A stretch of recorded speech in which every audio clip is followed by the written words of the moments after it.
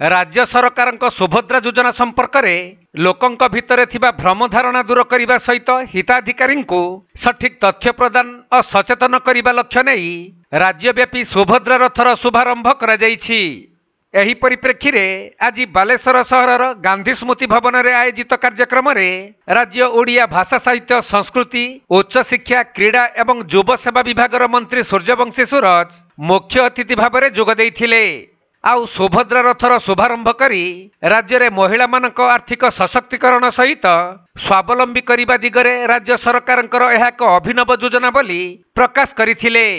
देखंतु आज को ठीक 10 दिन पर यशस्वी प्रधानमंत्री नरेंद्र भाई मोदी जी ओडिशा को आसिकी सुभद्रा योजना प्रथम किस्ती प्रदान करिवार योजना करा जाउछि। यार 10 दिन पूर्व जो माँ मैंने एथिपाई उद्दिष्ट अच्छा जो मैंने आर्थिक असचल अच्छा जो मैंने समाज रे दीर्घ दिन धरिकी वंचित होती से वर्गर समस्त महिला मानू 21 वर्ष रु 60 वर्ष समय सीमा मध्य समस्त को 50,000 टंका 5 वर्ष भितर प्रदान कर ये संकल्प भारतीय जनता पार्टी निर्वाचन पूर्वर देइथिला एवं से संकल्प को 100 दिन भितर कार्यकारी करुछि।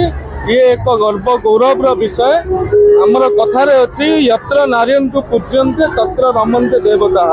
तेणु नारी को जो पूजा करा जाए नारी को जो सम्मान दि जाए ता देवभूमि परिणत हुए।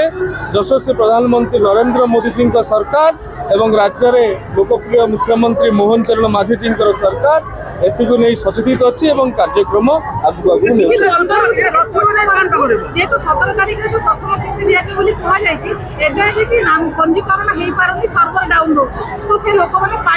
निश्चित भाव में प्रथम किस्तिर शुभारंभ करा जिवो एवं जो मैंने भी करि पारि नथिबे बाद पड़ी जाइथिबे तांको भी आगामी दिन में शामिल करा रथर कार्यक्रम हेउची सचेतनता। अनेक गुजराती जी ये संपर्क में मिथ्या गुजब सृष्टि करुछंती ये रथ माँ मान को जनइब जे आपण मान यही योजना उपलब्ध अच्छी दल मत धर्म जाति सब निर्विशेष रे ये योजना समस्त पाखे पहुँचब। जो आईसी कार्यक्रम रही से आईसी कार्यक्रम माध्यम रे ये कार्यक्रम को करा जाउछे एवं सरकार तरफ टोल फ्री नंबर भी जारी होइछे। सकाल 6टा रु राति 10टा पर्यंत भी कॉल सेंटर रे पिला माने बसुछंती सरकार तरफ व्यवस्था करा जाइछि। सीधा सड़क हिताधिकारी माने तांकर संशय द्वंद्व को पचारि बुझी पारिबे। धन्यवाद। एही कार्यक्रम रे मंत्री समेत बालेश्वर लोकसभा सांसद प्रताप चंद्र षडंगी सदर विधायक मानस कुमार दत्त नीलगिरी विधायक संतोष खटुआ जिला परिषद सभापति नारायण चंद्र प्रधान और बालेश्वर पौराध्यक्षा सविता साहू प्रमुख सम्मानित अतिथि भाव जोगदे निज निजर वक्तव्य रखिथिले। तेबे चलित मास 16 तारिख पर्यंत जिलार समस्त ब्लॉक और पौरांचलवासी को सुभद्रा योजना संपर्क में सचेतन करने 6टी रथर शुभारंभ करा जाइछि।